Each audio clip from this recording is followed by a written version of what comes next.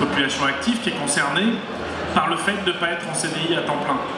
Donc c'est énorme, évidemment, que la majorité des contrats sont encore des CDI à temps plein ou des postes à temps plein dans la fonction publique. Mais en réalité, on a un quart de la...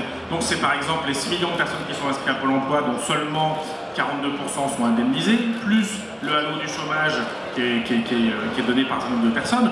Et parmi, donc Mathieu l'a dit, hein, c'est une multiplication par 4 ou 5 du nombre de travailleurs précaires.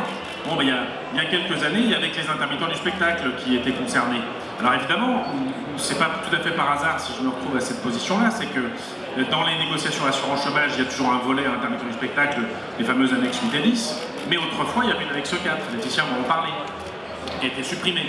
Donc on a dans le même temps, et c'est le mouvement que décrit Mathieu, qui prenait le temps de lire ses travaux, c'est encore plus éclairant évidemment, c'est le double mouvement de cette augmentation de la précarité qui est le vrai phénomène, plus que l'augmentation du chômage, l'augmentation de la précarité et la baisse des droits de ceux qui sont concernés. On a vécu à la fois les fins de droit, puisqu'il y a eu quelques mesurettes du gouvernement pour prolonger les fins de droit pendant les confinements, mais qui se sont arrêtées brutalement, par exemple, au mois d'août. Donc des gens se retrouvaient à la fois à perdre leur emploi, à ne pas être couverts par l'activité partielle dans la plupart des cas, et pareil pour les intermittents du spectacle, ne pas être couverts par l'activité partielle qui a maintenu l'emploi, en tout cas les salaires à peu près des salariés permanents pour éviter des mises au chômage, mais les salariés précaires, eux, ils n'ont pas été couverts. Alors ils ont été couverts par quelques autres dispositifs qui se sont révélés quelques aumônes. Il y a eu des batailles pour les intermittents du spectacle qui ne sont pas terminées pour essayer de prolonger les droits, mais la première bataille, elle se situe sur le terrain de l'emploi, du travail, et évidemment sur la protection sociale. Alors pour revenir à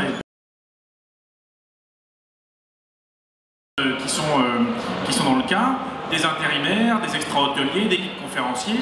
En fait, il y a des millions de personnes concernées par cette alternance de CDD et de période de chômage, plus ou moins indemnisées, plutôt moins que plus d'ailleurs.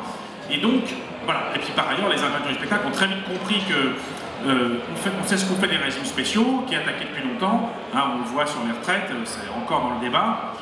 Et donc, la prochaine négociation qui doit avoir lieu en 2022, indépendamment des décisions que le gouvernement s'est arrogé le droit de prendre, on sera les prochains sur la liste.